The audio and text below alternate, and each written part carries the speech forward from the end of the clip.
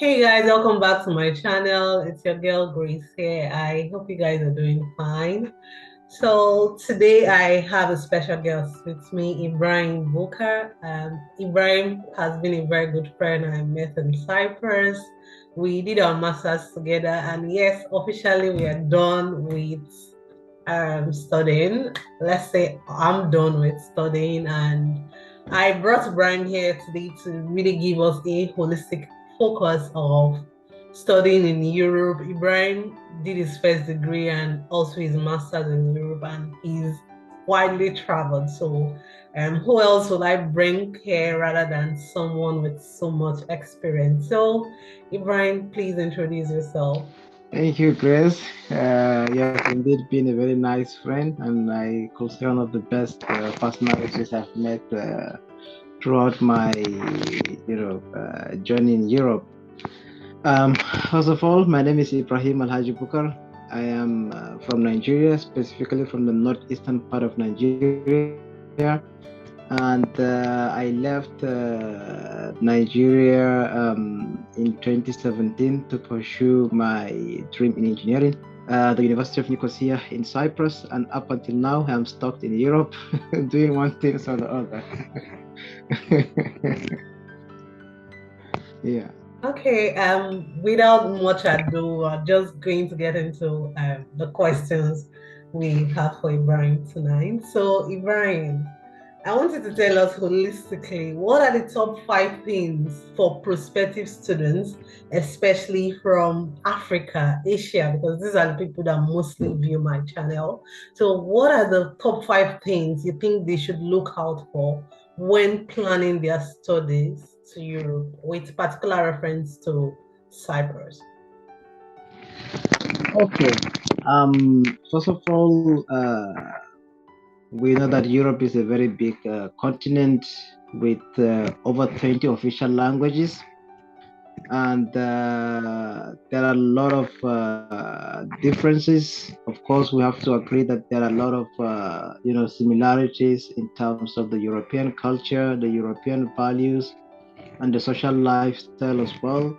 But we also have to appreciate the fact that there are a lot of differences, especially the language factor. Of course, English is the most widely spoken language in Europe, and almost everywhere has been accepted, and you can be able to go with English. But at some point, for you to progress specifically, even as a student, gradually becoming a temporary resident, gradually becoming a permanent resident, even after getting a job, then all these procedures basically require someone to add more value to themselves, to diversify themselves, which means also learning the local language. Whether you're in Portugal, whether you're in Germany, whether you're in France, so the list goes on and on. Whether you're in Italy, it's the same thing. So basically, if you're planning to study in Europe and you're planning to come from, let's say, Africa and Asia, which is our focus, as you said, um, there are some, few things, as you said, five things that should list. Basically, what prospective students should look out for. And from my experience, I have been to almost 15 to 20 European countries, and I have studied in three universities within a period of 6 years in Europe. And from my own, personal experience, I would say the most important thing is what you are looking for as an individual. What do you want specifically? Because of course, Europe is a big continent, as we have mentioned earlier on, but each and every European country has their own, advanced, sector, like the transportation sector, the technology sector. So you have to know what that country is good at specifically. In terms of manufacturing, Germany is a good country. So the list goes on and on. So you have to know what you want as as a person. And then secondly, you need to know your capabilities. Capabilities here in the sense that you need to know your financial capabilities. What can you be able to afford? There are very big mistakes students make while coming to Europe, especially from Africa. If you want to come to Europe, stop believing that you can be able to work and then fund your studies, pay for your accommodation, and pay for bills at the same time. No, this is not going to work. There is no European country where you can be able to, except you have a full scholarship in terms of tuition. There is no way you can be able to work part time as a student and then get the get to pay your bills, your accommodation expenses, living expenses, and then cover your tuition fees. No, this is not feasible. Let's tell ourselves the truth and let's be realistic. So this is the most important aspect. As from my experience, most students, come with the hope of getting a, good job, and then, fund their studies, finish their studies, and then land a good job, and then, continue their life here and build their own lives. Of course, this is possible, but this comes at a cost. At least before coming to Europe, we should make sure that your tuition fees aspect, as at least the worst case scenario, I'm just giving an example. The worst case scenario, you should be able to be certain that the tuition fees aspect of your studies has been settled from the beginning. So you know that you won't have any issues with your school in terms of funding your education. This is very important in Europe because why am I saying this? In Europe, whatever that brings you to Europe, the officials want to know that you really are doing what brought you to Europe. In Europe, if you're living in one country, there might, an opportunity might pop up for you to go to a different European country, which might require, the regulations, or which might require the specific, authorities of that country to validate your papers and so forth. They want to see, for example, if you're a student, they want to see that you really are here to, are here for studies, and you are doing that studies very good and effectively. Once you can be able to convince them on that, then you are settled, and eventually you can be able to have a good future in Europe. And this cannot happen if you cannot be able to fund your education. There is nowhere in Europe where a student can work more than 20 hours a week. This is basically the standard which applies to every European country.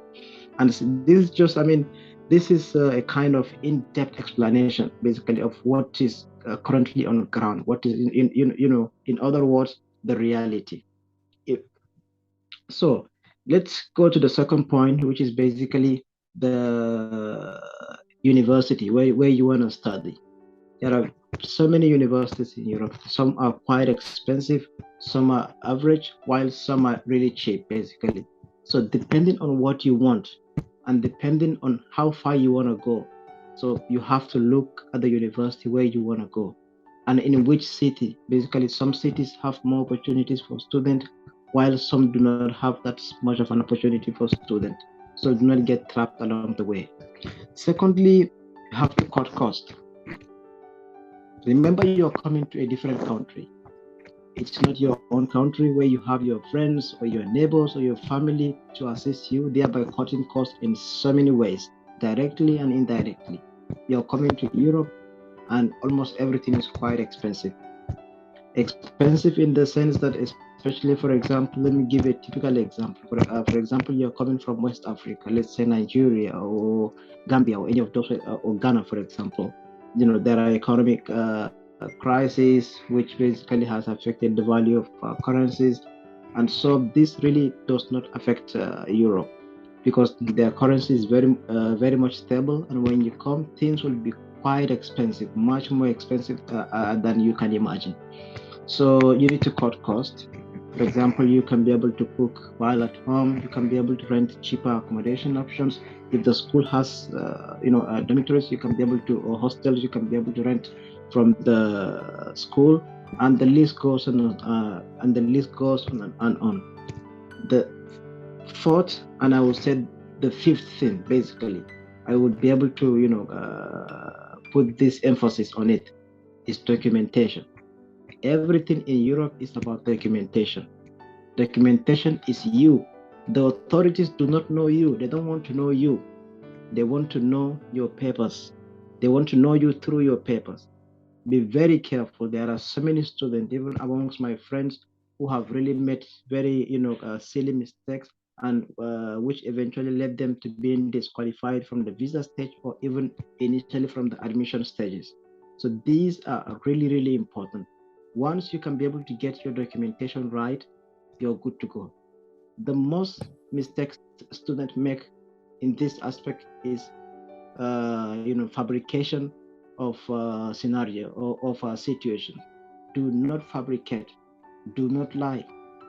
Tell the authorities the truth. Don't lie. They will know. Remember, these guys did not start from day one. No, they did not start today. They have been doing this job for a very long time, for maybe for 20 years or 15 years. So they know. The moment you lie, they know. There is no way you can be able to, shortchange them or manipulate them. This is impossible. And once you do this, the most important point here is this. Especially this applies to Schengen countries. Even Cyprus is not part of the Schengen, so this applies to Schengen countries. Once you give them a false information, all other Schengen countries automatically have that information saved in their system. So it will be very difficult for you to get into the Schengen zone again. So this is very important. Basically, these are the some of the things that I can be able to advise the students on. And just one final thing. Basically, the students should make their research very well. I understand most of the prospective students from Africa just come to Europe, especially, it might be their first trip outside Nigeria in most cases. And then you find out that they don't know anything about the country which they have been to.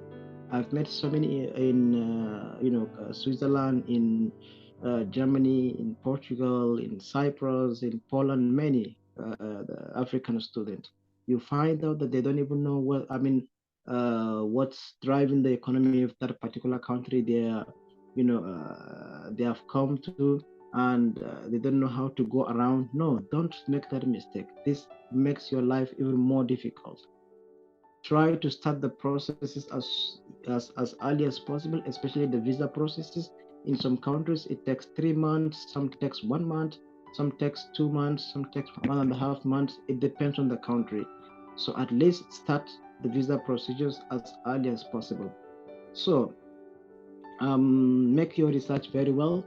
And one last thing, people should not expect to come to Europe and just start making it. No, this is never gonna happen.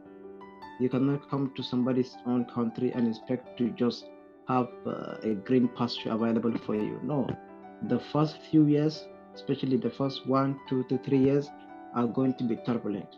Even if you're a student, it's not going to be that easy for you to get a job. Eventually, you will land a job. No, you will land a job, but it's going to be difficult. You have to be patient. So before coming, make sure for the first 2 years you can be able to stay on your own without needing any financial assistance.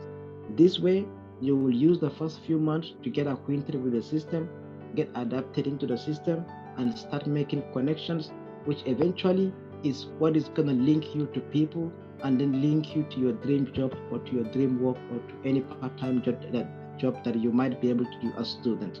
Do not expect to sit down and get things done by anyone for you. No, this is Europe. You're an adult, you do everything for yourself. You pay your bills. Nobody really cares. So this is basically the short, the precise information I can be able to give to our prospective brothers and sisters. Thank you very much, Ibrahim. I think that was just, yeah, it is. Look at it and make your choice. Yes. Thank you. So my second question I have for you is, how can students really position themselves for excellence? I know you covered that around your last point. But I wanted to throw more light, not just on the post-study area, that's work and all of that, but as students. Like I have seen a lot of students, international students, who come to Europe, and because they were not really well informed, they end up their academics is like so poor, like so very poor. So, and Yes. at the end of the day, they are not getting very good jobs. The academics is not really Mm. very good. And so you are losing at two Mhm. end. And at the end of the day, when you graduate with a shitty result, you have little or nothing to hope on. So I really wanted to really talk to students, especially how can they position themselves academically and also job career wise for excellence. Okay, thank you, Grace. Yeah, In and terms of Ibrahim is a first class student, so he's in the right place. I hope you're not giving too much. Thank you, anyways. You're welcome. So, in terms of academic excellence, basically, there are 2 points I would like to stress here. First of all, especially those who have had, academic experience. Maybe they did a diploma or a bachelor's degree in Nigerian universities. I'm just giving, preference to Nigeria because that's where I'm coming from, for example, or any West African country, Ghana as well. I've met some people from Ghana as well. So, in terms of academic excellence, basically, the prospective student should be able to understand and appreciate the fact that the study system is entirely different from the one you experience in Africa. It's completely different. Everything is transparent and things are more practical here. What do I mean by that? Um, I made a friend basically who said, who studied, I guess, mechanical engineering in Africa. And during the first semester, I realized that he was memorizing formulas to be able to go into the exam hall and write the exams. And eventually, that friend of mine failed the exams. Why? Because in Europe, no professor expects you to memorize formulas. No. Whatever you want to do, they just want to see how far, how you can be able to apply that specific topic or subject or course in discussion. Basically, they want to see how you think. They want to see how far have you understood that specific subject. They don't want to see how you whether you can be able to memorize well or no. No, they really don't care, but they want to see your understanding. This is what matters to them. And coming into this, the second thing basically is this: plagiarism is a big offense.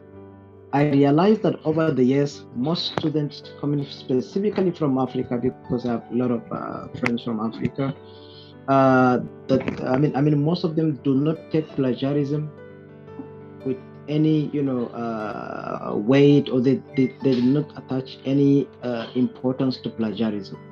No, this is like a thief on the road. Basically, they consider you a thief. Trust me. And once you do that, you will be penalized without any fear of favor. So try to understand the study basically pattern of your university. Any university you will go in Europe, but as long as you can be able to, as long as you can be able to write good academic papers, basically, and quote people, basically, which means paraphrasing. You have to know how to paraphrase. When you do your project, when you do your exams, your assignment, whatever you do, you have to know how to paraphrase. You have to know specifically how to present your papers. So they want to in other words, let me just go straight to the point. They want to see originality. They want to see the original you. Just be honest with them, because as the moment you take something from the internet or from a book or from anywhere and you put it inside your book, Torrenting is there to expose you. And don't think you're gonna hide it. You cannot be able to do that. So this is the most important aspect of the topic here, and I can assure you, once you are good in all these things that I've mentioned, you can be able to do good in any university within the European space. But the one last thing is this: students usually work, let's say 20 hours a week or 30 hours a week, depending on their field. Because I said 20 hours a week basically in the first question. But yes, this is the standard, timing students are allowed to work in almost all European countries. But some fields are allowed to work more. Even if you're not allowed to work more during the summer, you can be able to work full time. And some students do take summer classes as well. So in most cases, basically, from my experience, combining work and study is not an easy thing. Believe me, it's not an easy thing. I can assure you this. I've gone through it working while studying, or getting an internship, or getting a traineeship, or whatever you want to do while studying. Believe me, it's not going to be easy. It's, people basically come to Europe with this mentality of, oh, I'm in Europe, I'm in first world country, I'm going to come and sleep on my bed, eat nice food and sleep, and study in the morning, go and write my papers, and everything is good. No. Believe me, you are planning to fail. If you are planning such, you are planning to fail. So the most important thing is this: you should work. Of course, you should work, but have time for your studies. Have a fixed time, maybe 2 hours or 3 hours every day for your studies. And I can assure you, you are very good, and you can be able to excel academically. So, how can you be able to turn all these efforts into, let's say, for example, a career? A career. If you want to work in Europe, how do you get jobs? How do you land jobs? This goes to the first point that I made, basically, on making connections. Your connections are your greatest asset. Trust me. This works everywhere, not only in Africa, but it also works in Europe. I'm just trying to be realistic. I don't want to paint anything white or brown or yellow or whatever. No, I am being very honest with you. Your connections are very, very important, but they want to see that effort in you. Once they see the effort in you, the Europeans, from my experience, most of them are very kind-hearted people and are really always there to help. As long as they have the ability and they have the capability to help, they will do that. So the next thing is, you should work hand in hand with your university career office. Try to check online website. But the point is this: don't get tired. You can apply for 100 jobs or 200 jobs, still not even get an answer. So the point is this: be patient, believe in yourself, believe in whatever you're doing, keep working hard, but excel academically. And excelling academically, I have basically outlined the most important point. Do not plagiarize, and do your homeworks very well. Do your homeworks very well. Once you do this, and you show the lecturer that you understand that specific point correctly, and you give them your own broader view, and even giving examples, given real life scenarios, I am very much sure, and I assure you, you will excel academically and gradually turn that into internships. Very good. There is this point that I want to mention. Most students let it, leave it to the last minute before they start looking for jobs. And most students think they can be able to get full-time jobs from the beginning, or once they finish their studies. Omo, it doesn't work this way. I'm being honest with you. Yeah. No, it doesn't work this way. You are you are a graduate. You are a graduate. This is something different. The point is this: be smart. The first year you arrive Europe, after first few months, familiarize yourself with the system, start making connections, and start looking for internships. The European work, companies and the businesses, value their experience. Of course, this applies to every country. So they value the experience or the work experience you have gained in their country very, very well. So once you get an internship, even if it is 2, 3 months, 6 months, 1 year, whatever in Europe, do it. There are so many opportunities for students. For example, through the European Union student exchange program, which is called Erasmus. This is a very unique opportunity for students to broaden their horizons, travel in Europe, go to, I mean, study in 2, 3 universities. For example, myself, I basically went through this program to 2 university. I mean, universities. One it was in Portugal.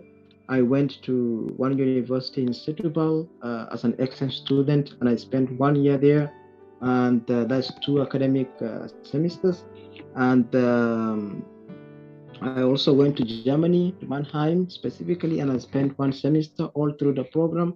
So you can see I studied in 3 different universities, but I'm getting the certificate of one university, and the study length, basically the duration of studies, has neither increased nor decreased.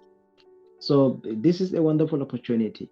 And I'm currently doing an internship in Portugal as well. Basically, I found several internship opportunities in different in many European countries, and I chose to come to Portugal because I love Portugal. So this is just a brief of what I can be able to say.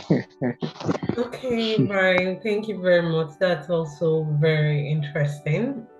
And I also want to reiterate, do not wait until your exams are closed or the timetable is out before you start studying. This is one thing that mars a lot of Yes. students in Europe, Hmm. not just in Hmm. Cyprus. So please and please structure your time. You can even do two jobs and also be studying. Once you have Hmm. your time planned and you don't pile up things until the end of the day, Hmm. you'll be Hmm. able to excel. So, time management is really a good skill that can help you while you're studying and working in Europe. Then, our last question for today, because of lack of time, would be Ibrahim, holistically, if you're to do Europe all over again, what will you do differently?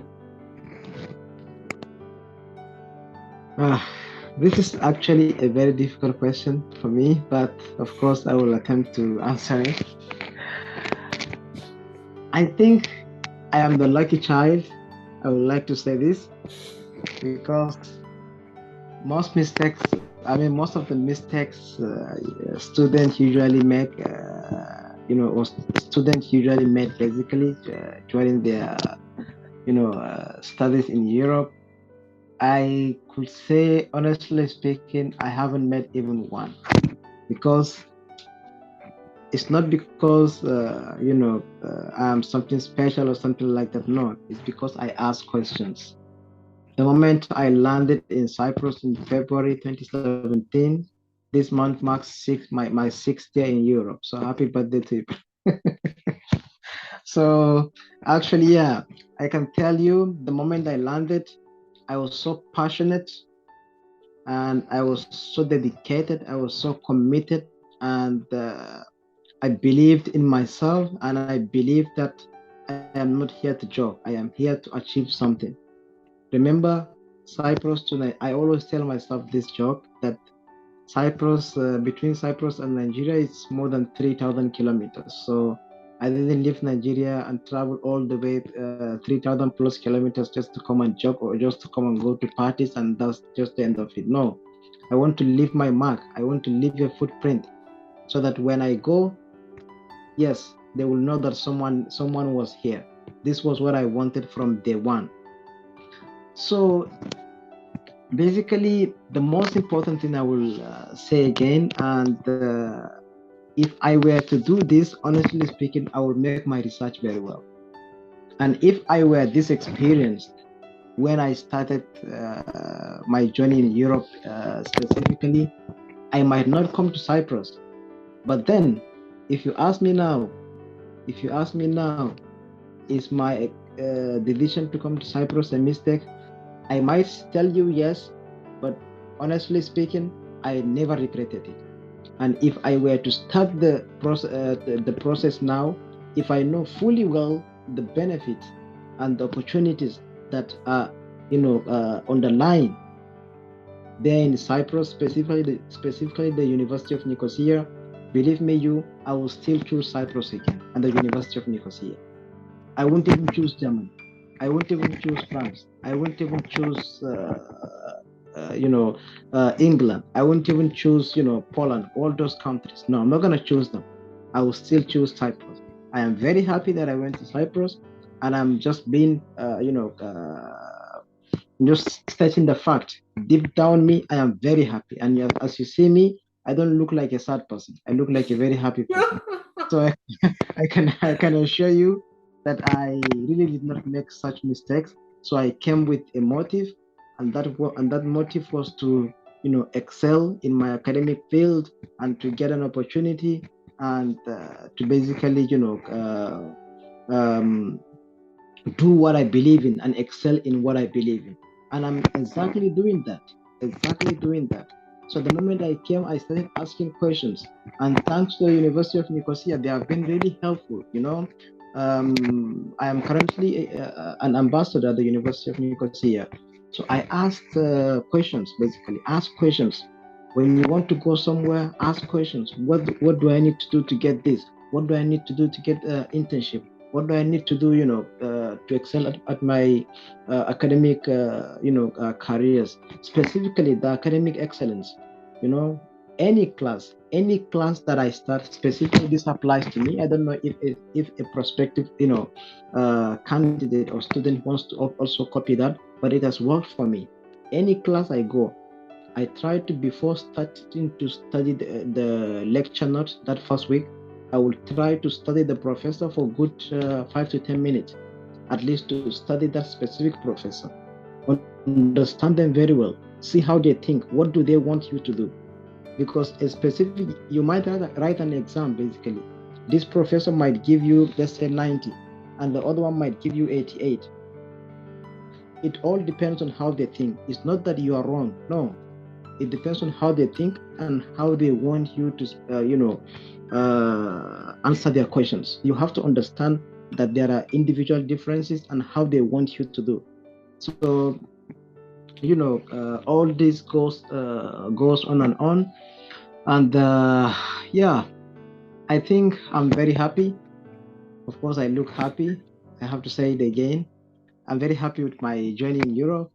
And I will advise, as long as you have the means and you have the zeal to do that, please come over here, get the experience, go back home and fix Africa. Okay, Brian, thank you so much for granting me this video. And guys, I No hope you're problem. able to learn something from this video. If this has helped you, share it with your family members or those interested in coming to study in Europe. So I'll see you again in my next video. Cheers.